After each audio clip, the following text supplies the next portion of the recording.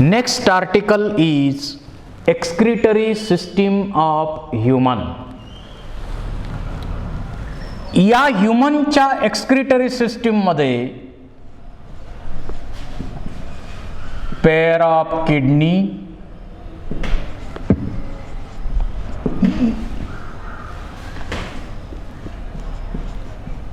Pair of ureter,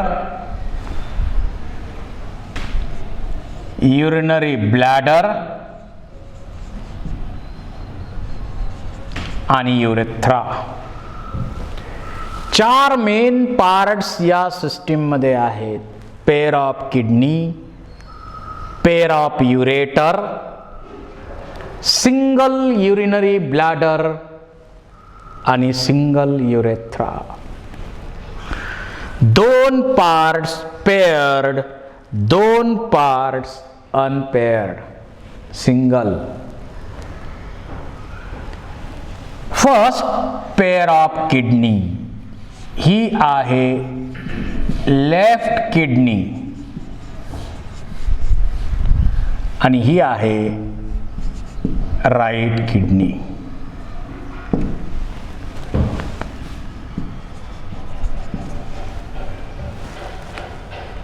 दोन kidneys दिलेल्या आहेत आपल्याला. कुठं आहेत? ॲब्डॉमेन मध्ये. कोणत्या लोकेशनला? T12 to L3, 12 नंबरचा जो थोरॅक्सिक व्हर्टिब्रा आहे तिथून L3 या पोझिशनला किडनीची पेअर बसवलेली आहे. या किडनीज रेडिश ब्राऊन कलरच्या आहेत, बीन शेप्ड आहेत. या किडनीची लांबी 10 ते 12 सेंटीमीटर आहे, रुंदी 5 ते 7 सेंटीमीटर आहे आणि जाडी 2 to 3 सेंटीमीटर वाईड, 2 ते सेंटीमीटर थिक म्हणू आपण त्याला. असा किडनीचा आकार आहे. वजन किती आहे? 120 ते 170 ग्रॅम एवढं या किडनीचं वजन आहे.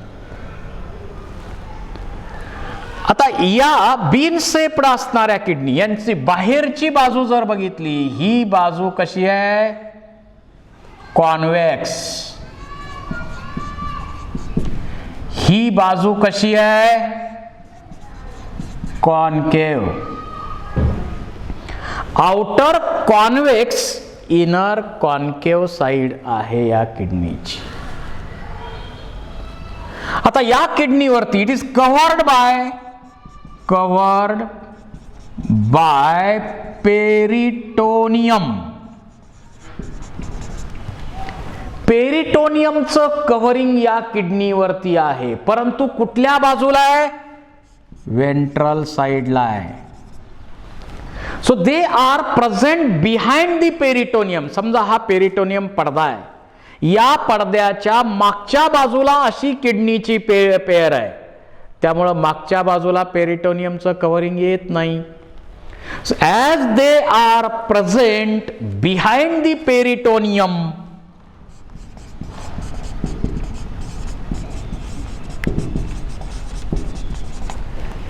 it is called as retroperitoneal. म्हणून या किडनीजना आपण काय म्हणतो?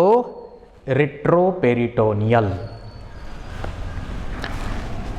आता या किडनीची बाहेरची बाजू जी आहे, ही जी बाहेरची बाजू आहे ही कशी आहे? कॉन्व्हेक्स आहे. आतली बाजू कशी आहे? कॉन्केव आहे. आणि या कॉन्केव साइडला इथं एक नॉच आहे, खाच आहे, ही जी खाच इथं असते त्या खाचेला आपण म्हणतो हायलस, ज्याच्यामधून आर्टरी आत जाणार, व्हेन बाहेर येणार, आर्टरी बाहेर जाणार, आर्टरी आत जाणार.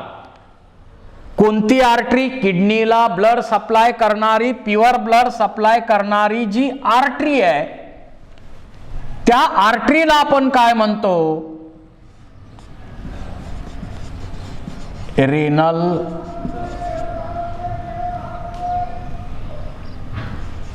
आर्टरी. आणि जी व्हेन इम्प्युअर ब्लड कलेक्ट करते तिला आपण म्हणतो रीनल व्हेन. तर या आर्टरी आत जाणार त्या हायलस रिजन मधूनच जाणार आहे, व्हेन बाहेर येणार आहे इथूनच येणार आहे, नर्व्स इथूनच आत जाणार आहेत आणि याच ठिकाणाहून युरेटरच पण युरेटर सुद्धा इथूनच स्टार्ट होणार आहे. म्हणजे सर्व प्रकारचे स्ट्रक्चर्स म्हणजे आर्टरीज म्हणजे ब्लड व्हेसल्स किंवा नर्व्स किंवा युरेटर आत जाणं बाहेर येणं ज्या ठिकाणाहून होतंय ते ठिकाण म्हणजे हायलस. त्याचबरोबर या किडनीच्या वरती इथं जे कॅप लाईक स्ट्रक्चर आपल्याला दिसतं, इथं जे कॅप लाईक स्ट्रक्चर दिसतं त्याला आपण म्हणतो ॲड्रेनल ग्लँड. ही ॲड्रेनल ग्लँड वरच्या बाजूला या किडनीच्या इथं एक ॲड्रेनल ग्लँड आहे आणि इकडं पण किडनीवरती ॲड्रेनल ग्लँड आहे. तिला सुप्रारिनल असंही म्हणू शकतो आपण. सुप्रारिनल म्हणजे याचा अर्थ काय? सुप्रारिनल म्हणजे किडनीच्या वरती आहे, म्हणून तर आपण या ग्लँडला काय म्हणतो? Suprarenal Gland. तर अशी ही किडनीची पेयर या ठिकाणी आहे. किडनीचे बाकीचे डिटेल्स आपण पुढं हिस्टॉलॉजी मध्ये बघू. फंक्शन्स काय?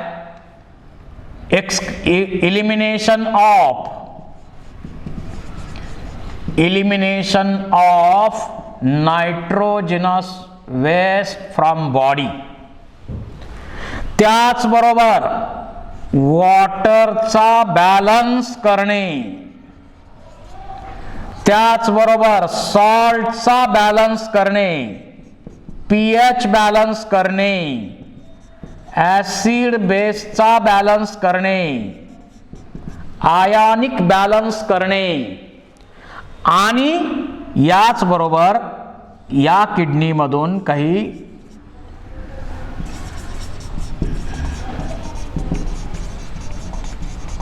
हॉर्मोन्स सिक्रीट केले जातात, जसं रेनिन आहे, इरेथ्रोपायोटिन आहे. अशा प्रकारचे आणखी काही हॉर्मोन्स याच किडनीमधून सिक्रीट केले जातात. तर हे आहेत किडनीचे महत्त्वाचे फंक्शन्स. त्यानंतर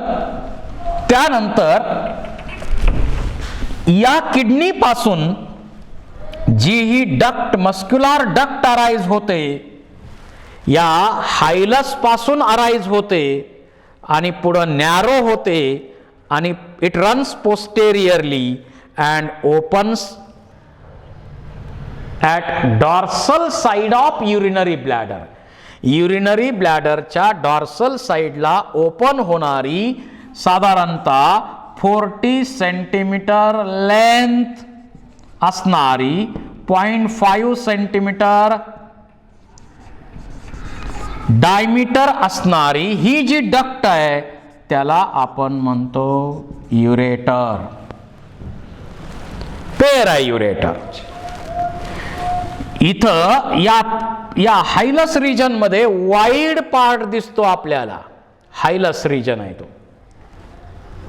हायलस या किडनी मधून बाहेर येणार, नॅरो होणार आणि खाली खाली खाली खाली खाली जाणार आणि युरिनरी ब्लॅडरच्या डॉर्सल साईडला ओपन होणार, म्हणून मी डॉटेड लाईननं दाखवलेलं आहे.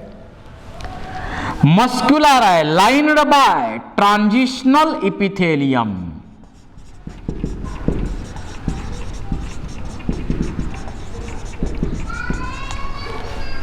कशासाठी महत्वाचे आहेत? स्ट्रेचिंग साठी महत्वाचे आहेत. स्ट्रेचिंग साठी महत्वाचे आहेत ट्रान्झिशनल इपिथेलियल सेल्स. आणि या युरेटरचं फंक्शन काय? तर किडनीमध्ये सतत युरिन तयार करण्याची प्रोसेस नॉन स्टॉप आहे, सतत आहे. तिथं तयार झालेलं युरिन इकडं युरिनरी ब्लॅडर पर्यंत कॅरी करणं. So carry urine from kidney to urinary bladder by peristalsis. Peristaltic moment होऊन इकडून इकडं युरिन कॅरी करायचं काम केलं जातं. आता या युरेटरचे जे ओपनिंग आहे, no अनाटॉमिकल wall.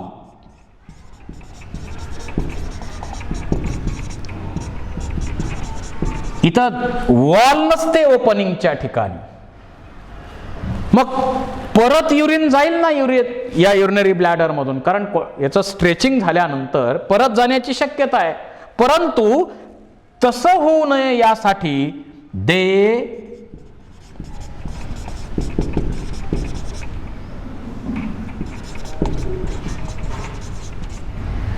Obliquely opens in urinary bladder.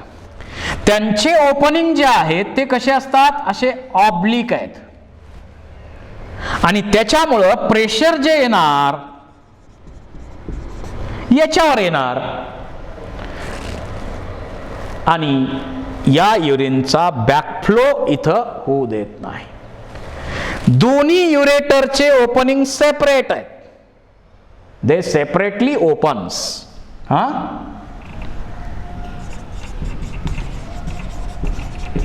Separately opens in urinary bladder on dorsal side. तर युरिन कॅरी करणं, पेरिस्टाल्टिक प्रोसेसनं युरिन कॅरी करणं हेच या युरेटर्सचं फंक्शन आहे. This is about pair of ureter. त्याच्यानंतर पेल्विक रिजन मध्ये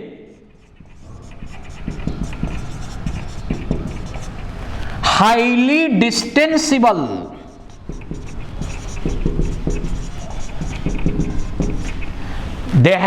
this bladder has ability to stretch considerably. म्हणजे जसं आपण फुग्यात हवा भरतो आणि फुगा फुगतो, तसं युरिनरी ब्लॅडर मध्ये युरिन भरल्यानंतर युरिनरी ब्लॅडर फुगतं, म्हणून त्याला आपण काय म्हणतो? हायली डिस्टेन्सिबल. मेल मध्ये लार्ज आहे, फीमेल मध्ये स्मॉल आहे and present above the वजायना.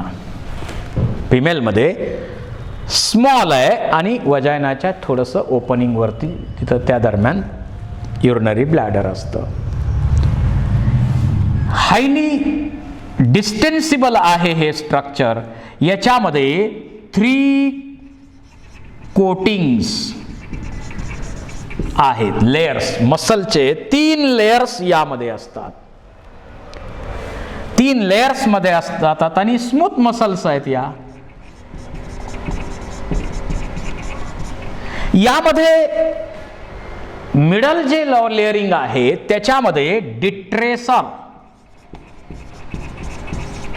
Muscles असतात आणि detrusor muscles they have ability to push the urine पुढं ढकलायचं काम करणाऱ्या ज्या मसल्स आहेत त्या डिट्रेसर मसल्स या ठिकाणी असतात युरिन पुढं पुश करण्यासाठी. त्याचबरोबर युरोथेलियम म्हणजेच ट्रान्झिशनल इपिथेलियम याही ठिकाणी आहे आणि त्याचं काम आहे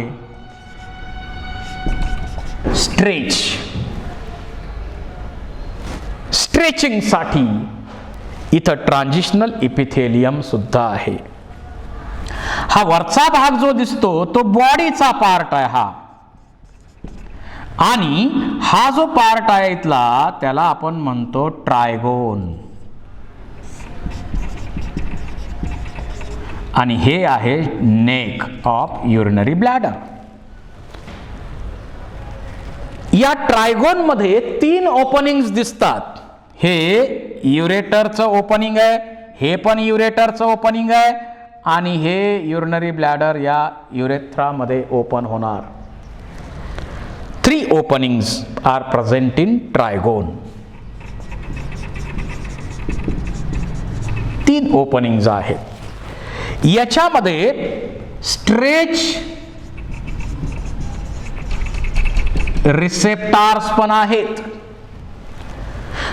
ज्यावेळी युरिनरी ब्लॅडर मध्ये युरिन भरलं जाईल त्यावेळी स्ट्रेच रिसेप्टर्स, प्रेशर डेव्हलप झालं की स्ट्रेच रिसेप्टर काय करणार, म्हणजे किती युरिन भरला जाईल. कॅपॅसिटी आहे 1 लिटर, 1-1.5 लिटर पर्यंत त्याची कॅपॅसिटी आहे. फिमेलची कॅपॅसिटी कमी आहे, फिमेलची कॅपॅसिटी कमी आहे, थोडी लहान असतं युरिनरी ब्लॅडर. तर 1-1.5 लिटर पर्यंत युरिन स्टोअर करायची कॅपॅसिटी आहे. पण याचा अर्थ असा नाही की 1.5 लिटर युरिन स्टोअर केल्यावरच आपण युरिन बाहेर टाकणार. याचं फंक्शन काय, स्टोरेज ऑफ युरिन.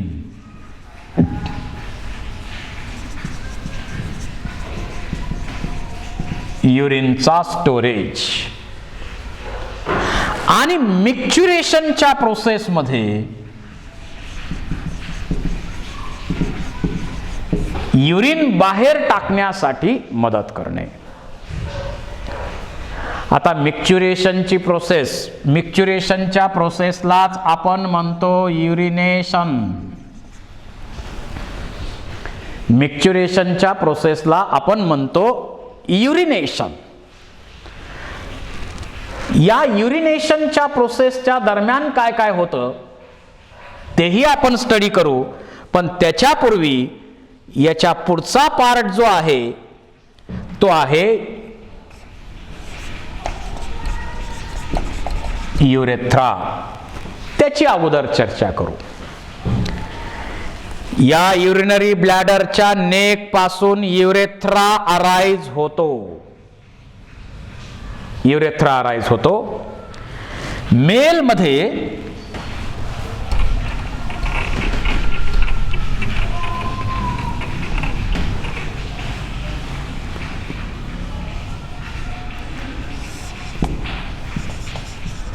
मेल मध्ये 20 सेंटीमीटर लेंथ आहे. इट passes through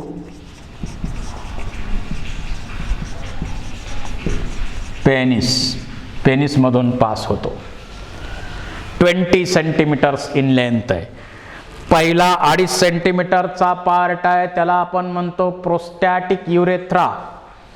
पुढचा 2.5 सेंटीमीटरचा पार्ट आहे त्याला मेम्ब्रॅनस युरेथ्रा. आणि राहिलेला 15 सेंटीमीटरचा पार्ट आहे त्याला आपण म्हणतो पेनाइल युरेथ्रा.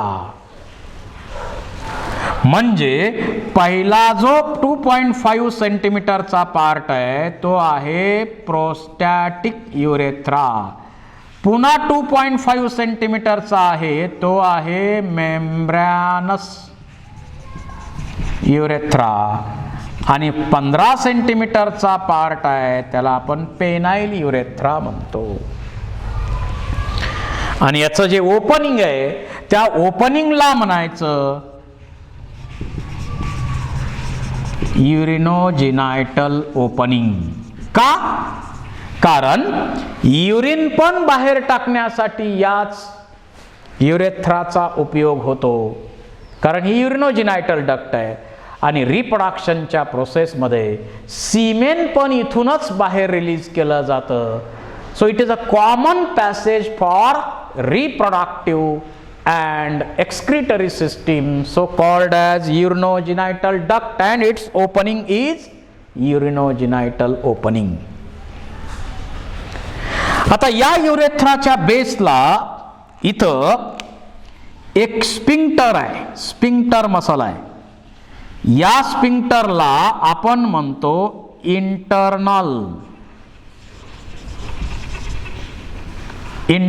स्पिंक्टर.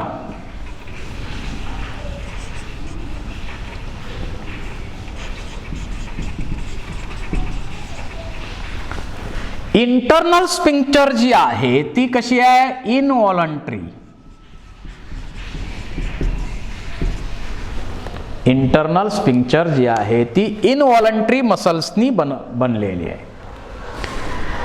पहिल्या 2 वर्षामध्ये हीच स्पिंक्चर फक्त इथं असते. त्याच्यानंतर पुन्हा मेम्ब्रॅनस युरेथ्राच्या रिजनमध्ये दुसरी स्पिंक्टर तयार होते. तिचं नाव आहे एक्सटर्नल स्पिंक्टर आणि ती आहे व्हॉलंटरी स्पिंक्टर आहे. आता यांचं वर्किंग कसं आहे यासाठी मिक्च्युरेशन प्रोसेस आपल्याला माहित पाहिजे. बरं, युरेथ्राचं फंक्शन काय? युरिनरी ब्लॅडरनी स्टोअर केलेलं युरिन युरिनेशनच्या प्रोसेसमध्ये बाहेर टाकणं आणि कॉप्युलेशनच्या प्रोसेसच्या दरम्यान सेक्शुअल इंटरकोर्समध्ये सीमेन बाहेर टाकणं, हे त्याचं काम आहे. आता फिमेलमध्ये विचार केला युरेथ्राचा, फिमेलमध्ये सेपरेट ओपनिंग आहे.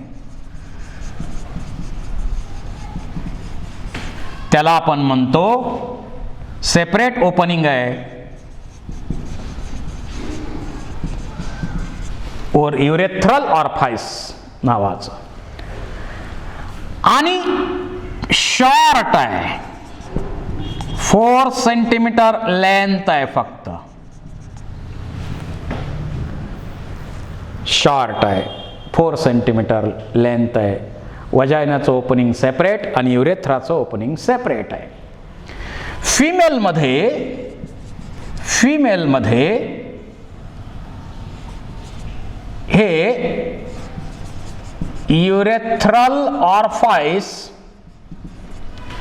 आणि ॲनस जवळ असल्यामुळं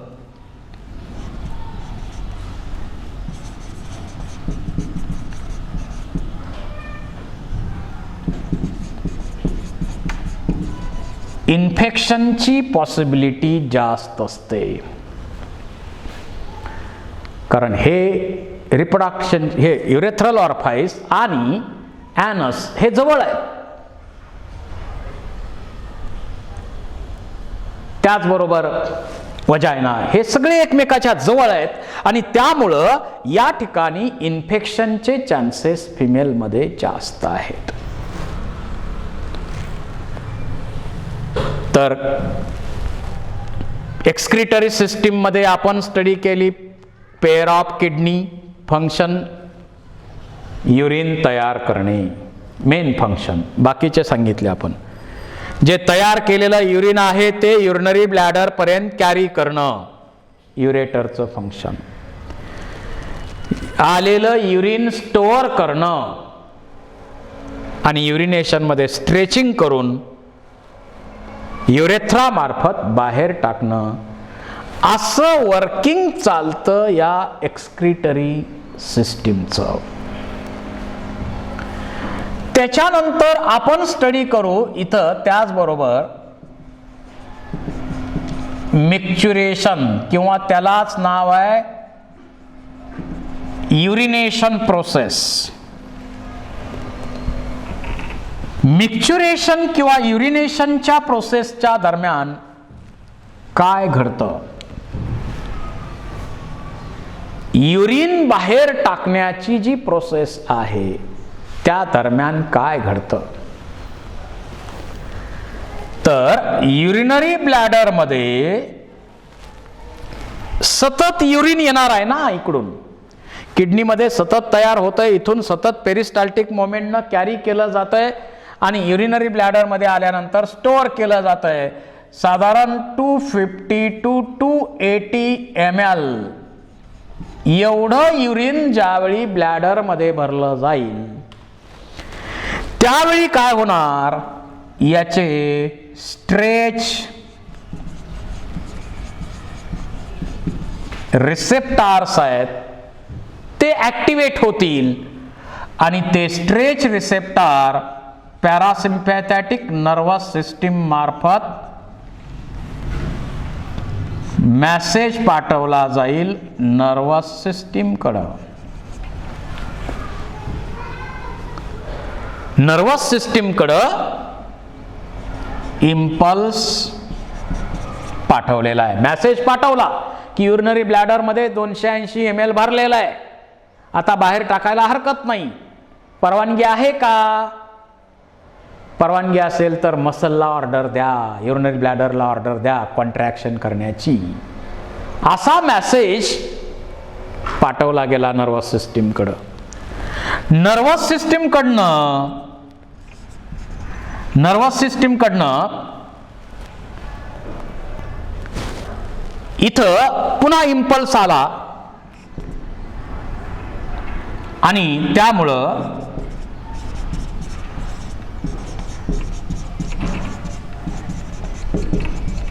डिट्रेसर मसल कॉन्ट्रॅक्ट झाल्या,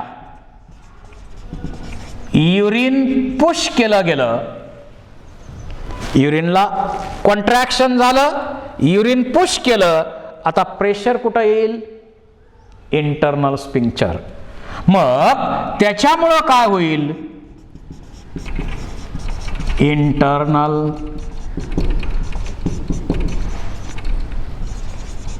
रिलॅक्स होईल. इंटरनल स्फिंक्टर जी अशी पॅक आहे ती रिलॅक्स झाली.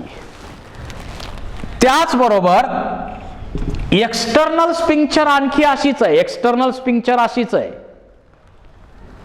जर एक्सटर्नल स्फिंक्टर रिलॅक्स झाली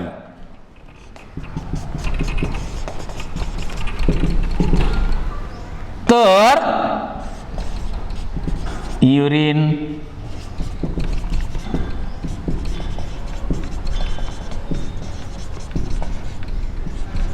युरेथ्रा मधून बाहेर टाकलं जाईल. परंतु प्रत्येक वेळी असंच होईल अशातला भाग नाही. या ANS म्हणू आपण, ऑटोनॉमस नर्वस सिस्टीम, कारण तिथं सिम्पॅथॅटिक आणि पॅरासिम्पॅथॅटिक दोन काम करतात. याच्यामध्ये पॅरासिम्पॅथॅटिक कंपोनंट जो आहे तो कॉन्ट्रॅक्शनला मदत करणार आहे, सिम्पॅथॅटिक रिलॅक्सेशन करेल. याच्यामध्ये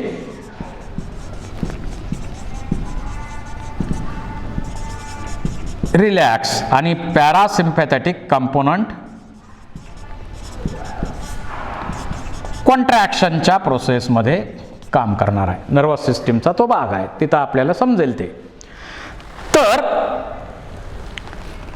नॉर्मल प्रोसेस ही झाली, जसं आपली फिजिओलॉजी आहे तसं झालं. परंतु आता आपल्या युरिनरी ब्लॅडरमध्ये गृहीत धरा, आपल्या युरिनरी ब्लॅडरमध्ये आता 280 ml एवढं 280 ml एवढं भरलेलं आहे. त्याच्यानंतर त्या स्ट्रेच रिसेप्टरकडनं नर्वस सिस्टीमकडे माहिती गेलेली आहे, नर्वस सिस्टीमकडे माहिती गेलेली आहे. आणि माहिती गेल्यानंतर नर्वस सिस्टीमनं ऑर्डर सोडली डिट्रेसर मसल्सना, तुम्ही कॉन्ट्रॅक्ट व्हा आणि युरिनला पुढं ढकला.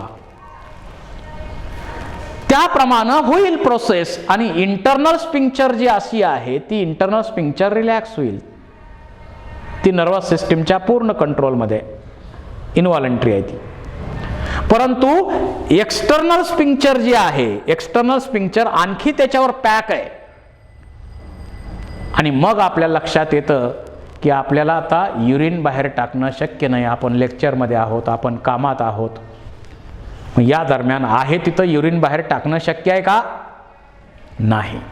ही परिस्थिती निसर्गानं ओळखली.